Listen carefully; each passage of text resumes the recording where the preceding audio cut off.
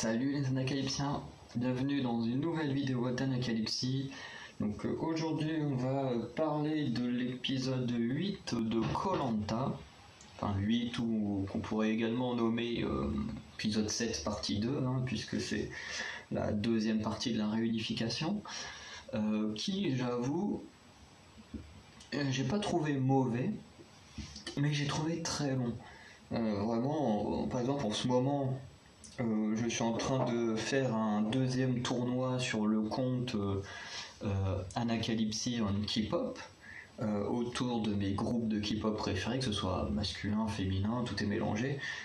Et j'avoue qu'au bout d'un moment, je m'ennuyais tellement que, comme hier soir j'avais du monde, je voyais du monde, donc je pouvais pas continuer le tournoi, du coup j'ai fait ça pendant l'épisode parce que j'avoue que c'était long, mais vraiment il y a des moments c'était très long et je m'ennuyais. Alors déjà que j'ai dû me lever très tôt parce qu'une personne devait venir mettre du produit contre les cafards et tout ça là, ils sont en train de faire tout le bâtiment ce matin. Du coup j'ai dû me lever super tôt et avec un épisode très lent comme ça, c'était dur de rester concentré. Mais il s'est quand même passé des choses intéressantes. Après, comme je dis, le problème, c'est que les choses intéressantes étaient par bloc. Par exemple, toute la partie ambassadeur, c'était intéressant. Après, c'était pas très intéressant. Tout le moment avec Kumba qui devait partir et tout. Toute la partie après, où il y a des discussions un peu à droite à gauche qui étaient un peu futiles, qui pour moi, les trois quarts des choses ne servaient pas à grand chose. Après on a l'épreuve d'immunité, même après l'épreuve d'immunité pour le conseil et tout, c'est pas super intéressant. Donc vraiment c'est des petits blocs de moments, mais heureusement qu'il dure que 1h40 l'épisode, mais voilà, j'ai trouvé que tout n'était pas forcément très très bon à retenir. Et puis il y a une chose qui m'a saoulé, voilà, j'en parlerai. Alors ça ne concerne pas un candidat, mais plus sur les règles du jeu. Vraiment, j'ai trouvé ça complètement nul à chier, mais on en parlera quand ça reviendra parce que ça va arriver très vite.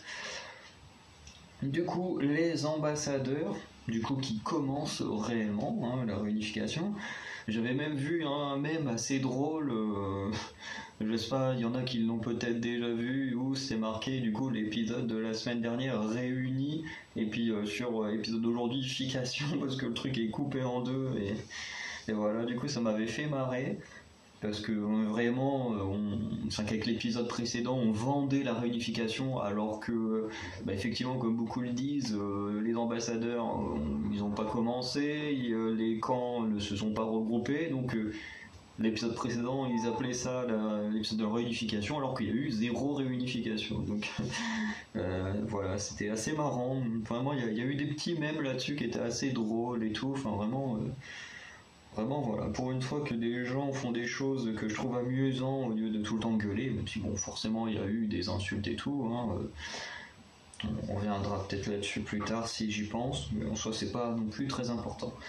Donc comme on le savait déjà, ils sont 4 ambassadeurs, donc Laurent pour les rouges, Phil pour les jaunes et Hugo et Clémence parce qu'ils ont gagné l'épreuve des bannis. Du coup, eux, ils sont immunisés. Il faut absolument, la majorité. Donc, tant que 3 d'entre eux se mettent d'accord, ce qui va se passer, tout est bon. Je suis d'accord, même si le 4e il est pas d'accord, en gros, c'est comme en démocratie, la minorité elle ferme sa gueule et elle suit la majorité, le choix de la majorité. Du coup, si ce n'est pas le cas, c'est à Phil et Laurent de faire le tirage aux boules. Donc Phil lui est prêt à aller aux boules et on voit que s'il n'y avait pas eu Clémence et Hugo, Phil aurait été direct à la boule. Laurent lui veut pas du tout aller à la boule, ce qui avoir Hugo et Clémence l'arrange énormément. On a Laurent qui commence en disant que tout se passe bien chez les rouges, machin et tout. Alors, on sent qu'en fait, Laurent, lui, se sent vraiment bien chez les rouges. Au début, je me suis dit, est-ce qu'il dit ça de manière stratégique ? Et en fait, quand on voit, après les stratégies pour le vote du conseil et tout ça, ou même juste dès qu'ils reviennent, où ils parlent avec Claude et tout, c'est vrai qu'en fait, je me rends compte qu'au final, c'est pas vraiment la stratégie, mais en fait, pour lui, il se sent vraiment bien sur le camp des rouges. Pour lui, il s'entend bien avec tout le monde, il apprécie tout le monde. Voilà, et c'est vrai que je me souvenais pas trop de. Enfin, je me souviens que quand Namadia avait été dire à Théora, enfin à tout le monde, enfin à tous les garçons, que que Alix voulait voter contre Théora, je me souviens qu'il avait dit oh la conne, pourquoi elle fait ça et tout, mais je me souvenais pas si, comme Namadia ou Théora, il en voulait à Alix, ou si au contraire. Voilà, il disait putain, elle est conne, pourquoi elle fait ça comme stratégie, mais en même temps, voilà, il en voulait pas plus à Alix. Donc voilà, du coup, je savais pas trop comment le positionner, et en final, on l'a bien vu à la fin de l'épisode, c'est que Laurent, vraiment, lui, il en a pas tenu rigueur à Alix, et vraiment, pour lui, les rouges, il s'entend bien avec tous. Et c'est vrai que sur le coup, je me demandais si c'était stratégique ou pas. Clémence, elle va parler de son expérience, donc chez les filles, ensuite chez les jaunes, surtout autour de Kumba et Christelle. Laurent annonce que lui, s'il devait donner un nom, il choisirait Christelle, parce qu'il voit plus Christelle comme un, pas que ce n'est pas quelqu'un de pas fiable, mais comme quelqu'un de, voilà, un électron libre, je cherchais le terme. Donc pour lui, Christelle, c'est quelqu'un qui peut partir à droite à gauche au niveau des stratégies, et du coup peut être très dangereux. Parce que, comme il dit, Combat, je la connais, je sais comment elle est machin, mais Christelle, je ne la connais pas. Et pour moi, elle est très dangereuse parce que je la connais pas. Et c'est un truc qui va revenir très régulièrement autour des votes. Et tout, c'est que, comme il dit, les gens ils se battent pour eux-mêmes. Comme il le dit, Claude, à chaque fois qu'il essaie de venir vers Laurent, il essaie de faire en sorte également de sauver Christelle et tout, mais comme Laurent le dit bien, Claude il fait ça pour se sauver lui-même. Sauf que ça n'arrange pas les affaires de Laurent.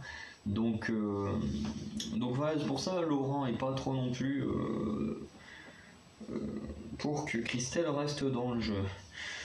Ensuite, j'ai mis au début Clémence qui est un peu neuneux, parce que quand on lui demande un nom et tout, elle est là, Lilith, elle fait ouais, mais j'ai quand même fait mon aventure avec les jaunes, machin, en mode ouais, bon, je pourrais repartir avec les jaunes. Et là, Laurent, il fait non, mais ils t'ont quand même dégagé du jeu, hein. Globalement, ils ont rien à foutre de ta tronche, hein.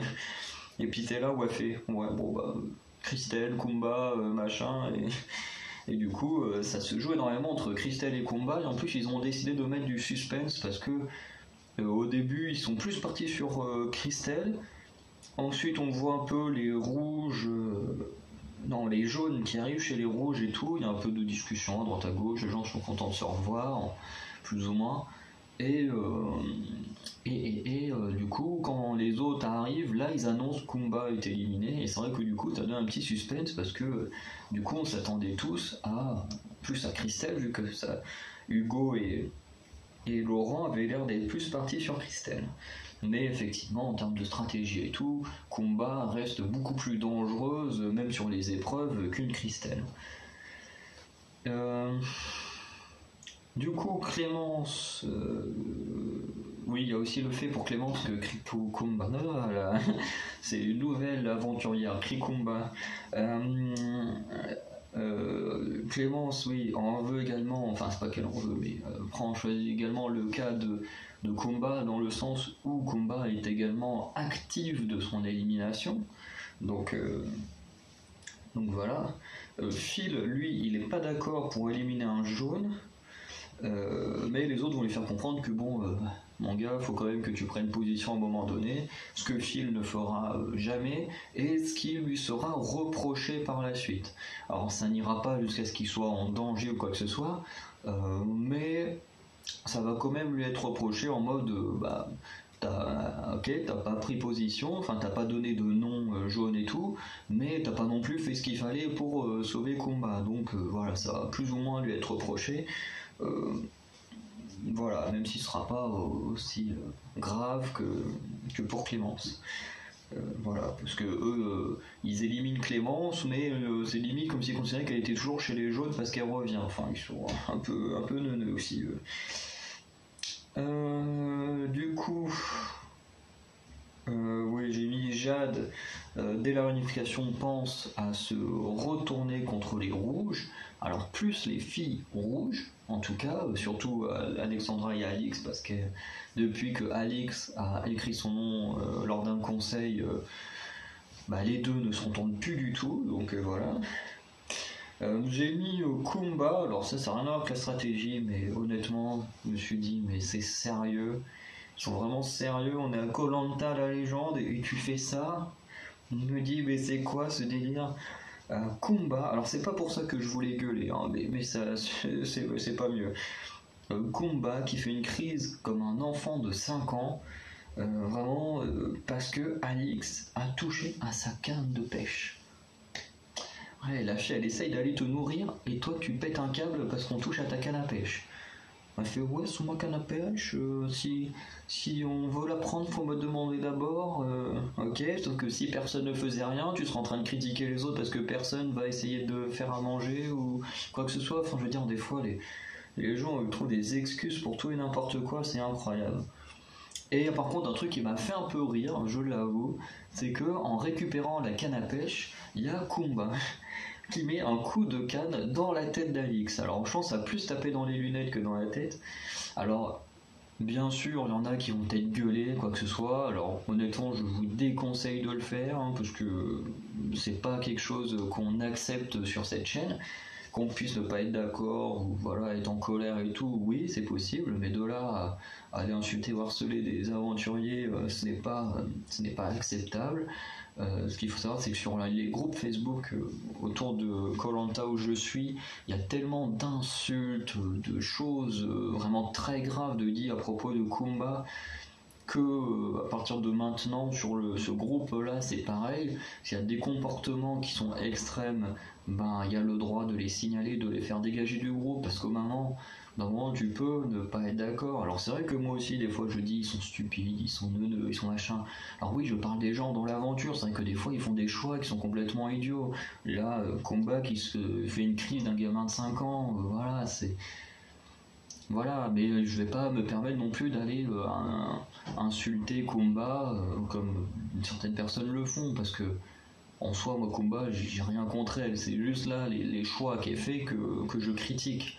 Comme pour les autres aventuriers, quand ils font des choix que je trouve idiots, bah, je le dis, mais c'est pas la personne que j'insulte, et voilà, moi, Kumba, j'ai rien contre elle, c'est pas non plus l'aventurière que je préfère, mais voilà, après elle fait sa vie.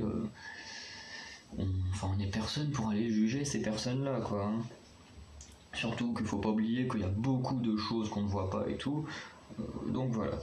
Mais comme je disais, le coup de canne, on voit qu'il n'est pas volontaire. Et c'est ça qui m'a fait un peu rire, parce qu'effectivement, si on lui mettait un coup de canne de manière volontaire, en mode tu as pris mon truc, boum, je te mets un coup, effectivement, ça aurait été moins drôle. Mais là, c'est en passant à côté, la canne a quand même tapé dans la tête d'Alix, et puis après tu le vois en train de remettre ses lunettes et tout. Vraiment, moi, ça m'a fait rigoler, parce que comme je dis, c'est pas volontaire, mais j'ai quand même pris un coup de canne dans la tronche et c'était marrant. Voilà, parce que j'aime bien voir les gens faire des. Dans les trucs de gag en général, ce qui me fait le plus rire, soit c'est les lapsus, parce que les lapsus, je trouve ça énorme. Moi j'aime bien l'humour assez spécial, et comme je suis un grand fan d'humour noir, bah forcément tout ce qui est chute, gabelle, les gens qui se cognent. Forcément, ça me fait rire, mais à condition que ce ne soit pas volontaire. C'est-à-dire, par exemple, les gens qui font des trucs complètement stupides et qui se font mal, ça ne me fait pas rire. Par contre, quand c'est vraiment pas voulu et que les gens se font mal, entre guillemets, tant que c'est pas grave, hein, qu'ils se cassent rien, là, ça me fait rire. Parce que, par exemple, j'ai vu des vidéos, forcément dans les vidéos gays, il y a toujours des compilations de tout et n'importe quoi, mais quand par exemple il y avait un challenge pendant un temps où les gens ils mettaient plein de chaises, puis le but c'était de courir, de sauter au-dessus et tout, honnêtement, quand les gens font ça, qu'ils se cassent la gueule parce qu'ils atterrissent dans les chaises et tout, ça me fait pas rire, parce que je me dis il faut vraiment être con pour faire ça, et voilà, hein, je juge pas les gens qui le font, hein, mais moi je trouve ça complètement stupide. Mais voilà, moi j'aime bien ce qui est un peu spontané. Et du coup, le lapsus également est quelque chose de très spontané parce que c'est quelque chose qu'on sort sans vraiment y réfléchir à l'avance. Donc voilà, on va laisser cette petite parenthèse de côté à côté au niveau un peu de mon humour. Voilà, en plus moi je maîtrise énormément le sarcasme au niveau de mes potes, donc voilà, j'ai un grand fan de l'humour noir et du lapsus et du quiproquo, mais ça c'est plus un truc théâtrale qu'on peut retrouver un peu dans le cinéma, mais c'est plus rare. Du coup, ensuite, pour le retour du coup des ambassadeurs, Hugo va raconter, encore une fois, ça fait 8 semaines quasiment qu'on se le tape,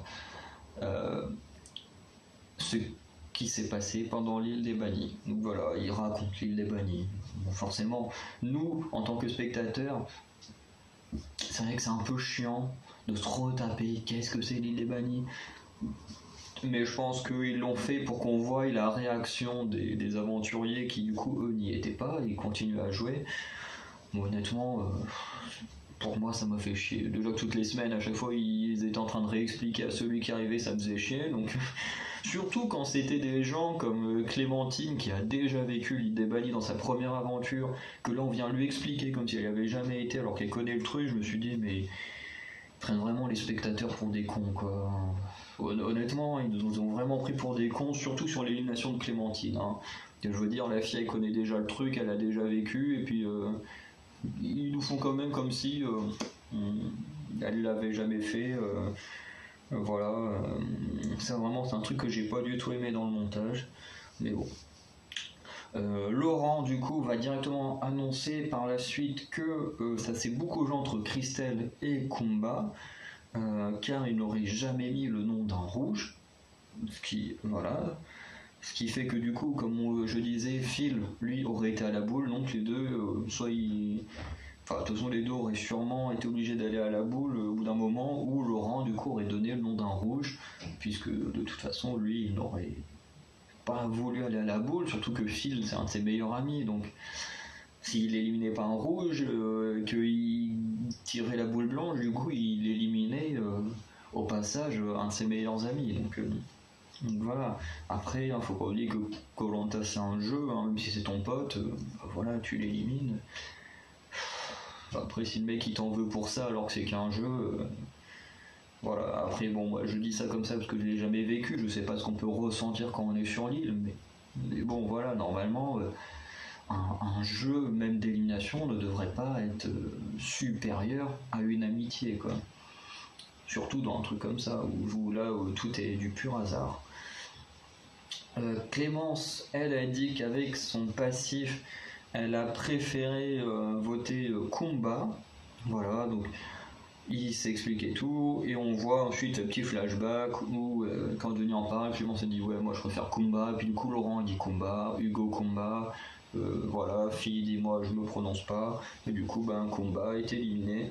Du coup Clémence va expliquer pourquoi elle vote pour Kumba, elle fait que ce soit l'instigatrice des trucs de l'alliance féminine, qu'elle a dit qu'elle serait prête à voter contre les plus forts et tout ça, alors que du coup c'est elle, Candice et Clémentine qui ont été accusées de ça.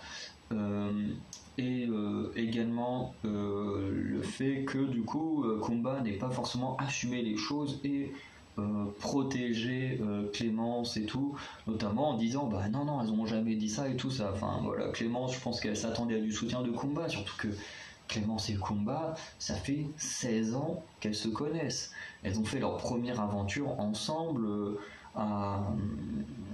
je crois que c'était au Panama, un truc comme ça, en 2005, avec Mohamed, Francis et tout ça. Donc voilà, ça date, mais du coup, leur toute première aventure, elles l'ont faite ensemble, Kumba et Clémence. Donc voilà. Et du coup, Kumba va pas assumer la conversation, du coup va couper court, à dire hop, je veux plus savoir, maintenant je me casse, hein, je prends mes affaires, je m'en vais. C'était même très très gênant les moments où Kumba est en mode oh bah tiens, maintenant je vais aller faire mes affaires. Vraiment tout le monde était là au milieu en train d'attendre, et puis après elle repasse en mode oh bah non, c'est où ma deuxième paire de baskets. C'était la gênance totale, c'était horrible. Ensuite on a Kumba lors de son départ qui va dire qu'il n'y a jamais eu de menace, il n'y a jamais eu de pression. On pourrait remontrer les images de combat sur Alexandra en mode ouais maintenant si tu veux pas voter Loïc, hein, tu dégages, tu te mets dans ton coin, t'es hors des stratégies, ce qui veut dire que t'es la prochaine à jarter dès qu'il y a un conseil. Et là, ce que j'ai trouvé débile, c'est que personne n'a réagi. Alors Clémence a réagi pour dire oui, mais machin, t'as dit que tu pouvais voter Claude, mais tu l'as pas fait, machin. Bref, mais j'aurais aimé qu'Alexandra réagisse parce que elle a vraiment été menacée et tout. On lui a foutu la pression pour être dans cette alliance et je trouve ça complètement con qu'elle ne dise rien. Parce que si elle l'aurait dit, là je pense que Claude aurait pu réagir et comprendre un peu ce qui se passait autour de combat chez les filles. Que là, personne ne réagit. Alors heureusement ils n'ont pas mis de plan sur Alexandra juste après en disant ah ouais mais Kumba elle a dit ça alors que moi elle m'a menacé. Alors heureusement ils n'ont pas fait ça parce que là ça m'aurait saoulé parce qu'au bout d'un moment les choses tu les dis en face voilà quoi. Là ça n'était pas le cas. Et le truc que je trouve complètement débile, c'est les panneaux sont de retour. Vraiment, moi qui me disais, enfin on va partir sur du vrai Koh-Lanta, c'est fini l'épreuve des bannis et tout. Eh ben non, eh ben non, maintenant c'est soit tu vas chez les bannis, soit tu peux décider d'aller à la résidence du jury final. Bien sûr que personne va aller directement à la résidence du jury final quoi. Du coup faut que tu ailles chez les bannis.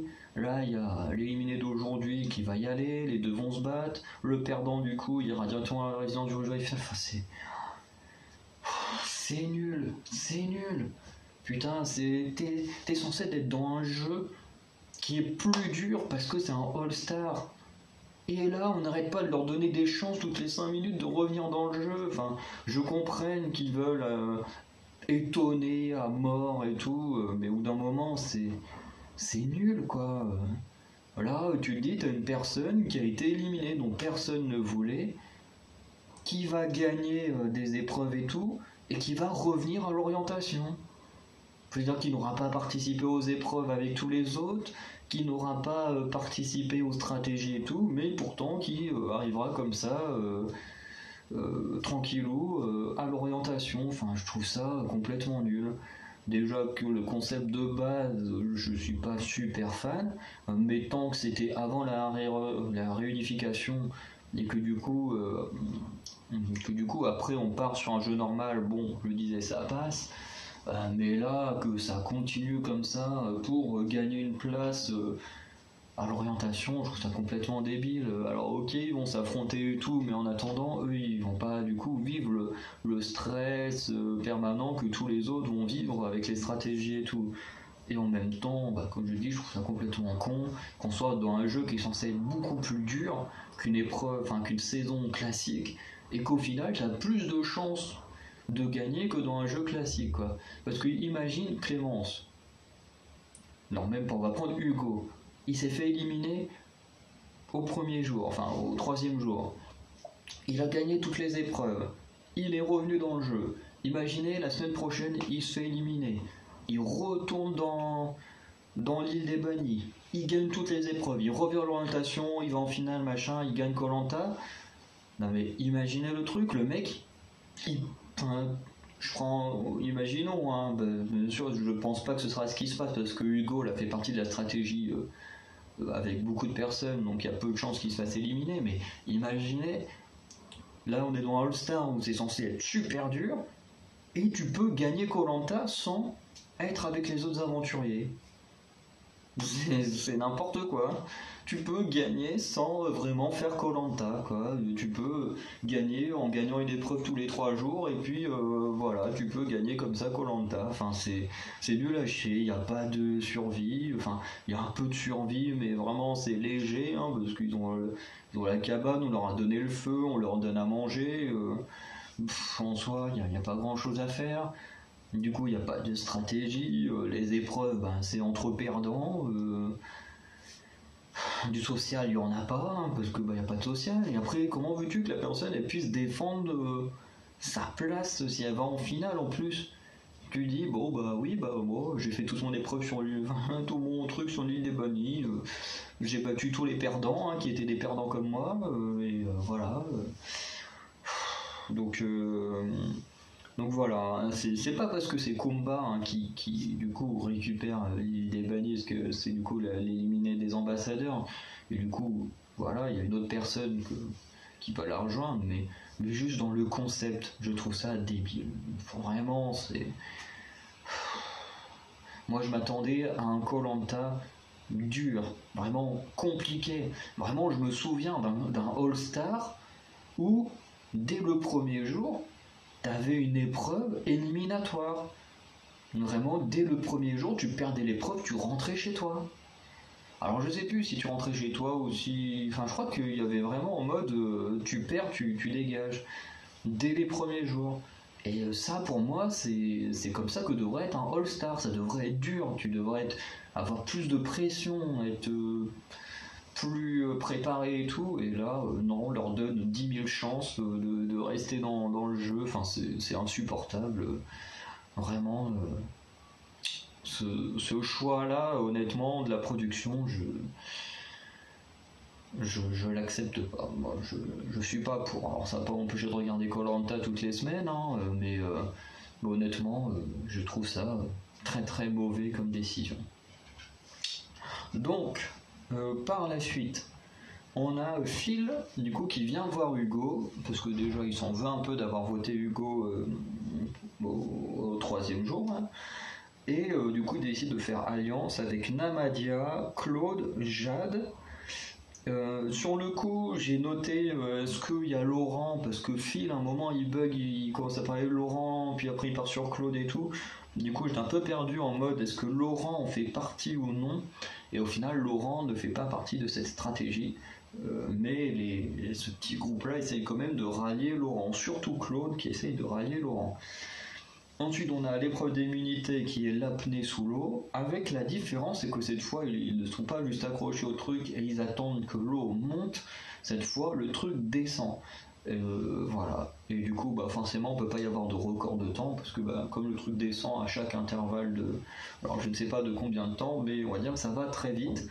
Du coup, le premier à être éliminé, enfin à sortir de l'eau, a un vote contre lui au conseil. Et par la suite, qu'est-ce que je voulais dire oui, si Hugo Clémence gagne l'immunité, du coup, comme ils ont déjà une amulette qui les protège, ils peuvent la donner à quelqu'un s'il gagne. Donc Namadia va perdre, aura un vote contre lui, et Clémence va gagner, et du coup va donner un peu plus tard son amulette à Alix. Voilà.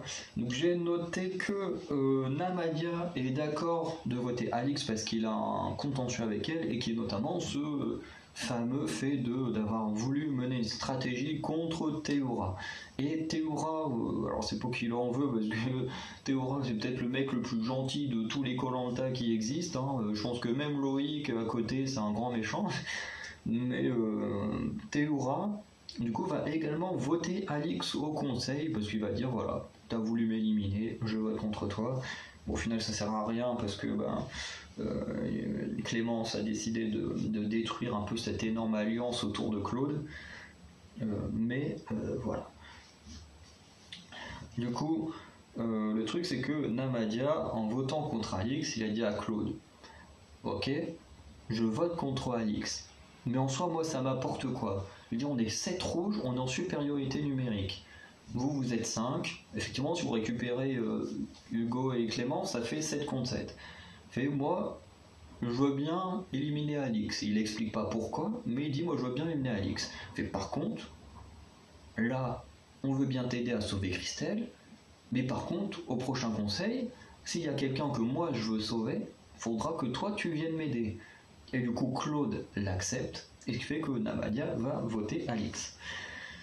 Voilà. Et du coup, leur stratégie fonctionne un peu comme ça. Alors, on a Clémence qui décide du coup effectivement de donner le truc à Alix. On se retrouve avec du coup plein de votes, je ne sais pas compter, mais plein de votes contre Alix. 2 votes contre Christelle, 1 contre Alexandra et 3 votes contre Namadia, plus le 4e qui est là lui-même écrit en perdant l'épreuve. Donc, on a un petit coup de gueule, j'ai pas trouvé ça très intéressant, petit coup de gueule entre Jade et Alexandra surtout, puisque Alexandra, Clémence et Alix, du coup, ont fait le choix d'éliminer Namadia quand Clémence a décidé de donner son amulette à Alix. Et du coup, c'est vrai que Jade l'a très mal pris parce que déjà elle est très très proche de Namadia et que Namadia adore Alexandra et aurait tout fait pour protéger Alexandra. Il en voulait à Alix d'avoir mené la stratégie contre Théora, mais Alexandra, il adore Alexandra, quoi. Et c'est vrai que ce choix d'éliminer Namadia, du coup, on a touché certains, ils sont bien chialés. Namadia donne son vote noir à Laurent. Laurent se met à chialer. Tout le monde se met à chialer là-dedans. Encore, Jade, je peux comprendre quand la personne dont tu es le plus proche s'en va du jeu. Ça peut être dur, mais parce qu'on te donne un vote, tu te mets pas à chialer, parce qu'on te donne un avantage quand même. C'est n'importe quoi. Et bon, du coup, Namadia il s'en va et du coup, il ira rejoindre le combat sur l'île des bannis. Et il y a juste un truc que je voulais bien préciser parce qu'il y a un terme que Clémence utilise. Alors, je ne sais pas si elle sait faire la différence entre des hommes et des femmes, mais j'ai l'impression que ce n'est pas le cas, ou du moins qu'elle fait des raccourcis quand elle parle. Je pense plus bien sûr qu'elle fait des raccourcis. Hein. Bien sûr, c'était un peu de l'humour, hein, un peu sombre, hein, mais bien sûr, hein, je me doute bien que Clémence sait faire une différence entre un homme et une femme. Hein. Voilà, prenez pas ça au premier degré. Mais c'est vrai que Clémence, quand elle parle avec Alix et Alexandra, elle leur dit bien, oui, faut casser l'alliance des garçons, machin, qui est trop forte et tout. Et du coup, on va regarder un peu ce qu'il y a dans cette alliance des garçons. Alors, on a Claude, effectivement, c'est un garçon. On a Namadia, qui effectivement est un garçon. On a Phil, qui est bien un garçon. On a sûrement Sam, parce que Sam, de toute façon, il fait tout ce qu'on lui demande, hein, qui est bien un garçon. En plus, il y a Théora. Donc Sam, hein, qui suit Claude et Théora partout, voilà, hein, sont des garçons. Effectivement, ça fait 5 garçons sur les 7. Ensuite, qu'est-ce qu'il y a ? Il y a Jade. Mais Jade, c'est pas un garçon que je sache. ça reste une fille. Et en 7ème, il y a Christelle. Christelle qui, à ma connaissance, n'est pas un garçon non plus. Hein, qui est une fille. Alors c'est vrai que les stratégies sont plus réfléchies par les garçons, ça c'est vrai. Là qui était quand même beaucoup réfléchi pour sauver Christelle, donc c'est quand même des stratégies entre garçons pour sauver une fille. Voilà, en plus Jade également de son côté fait quand même beaucoup de stratégies pour essayer d'éliminer Alix et qu'on garde Christelle. Donc Alix est quand même une femme qui fait partie de cette alliance de garçons sans être un garçon et qui essaye de protéger également une autre femme. Donc je trouve que les termes sont assez mal utilisés, en plus peuvent être très mal interprétés. On sait que quand les filles veulent éliminer des mecs, ça passe très très bien, c'est normal, de toute façon, voilà. Par contre, c'est vrai que quand c'est l'inverse, c'est souvent très mal interprété. Et c'est vrai que là, les propos de Clémence, ils sont pas fait polémiques, hein, mais j'avais envie d'en parler parce que les raccourcis comme ça peuvent être très vite mal interprétés par les téléspectateurs. Comme là, on dit il y a une alliance de garçons, mais effectivement, l'alliance de garçons veut éliminer une fille qui est Alix, mais il va éliminer une fille pour protéger une autre fille.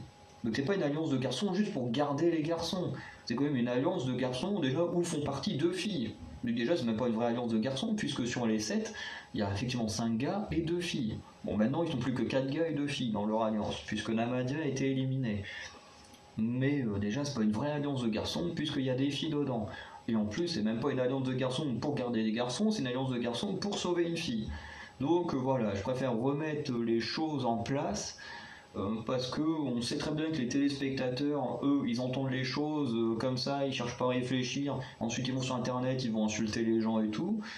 Donc voilà, je préfère remettre les choses en ordre. Après, j'en veux pas à Clémence, hein. C'est comme je disais, c'est vrai que les stratégies sont surtout faites par les garçons, donc je comprends son choix de mots, mais les téléspectateurs ne réfléchissent pas tout le temps à ce qui a été dit, quoi. Faut pas oublier que c'est pour sauver une fille et que en plus deux filles font partie de cette alliance.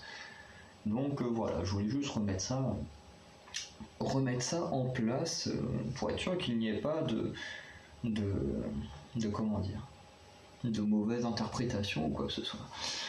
Donc, épisode qui était assez bon, malheureusement très très long et très mou.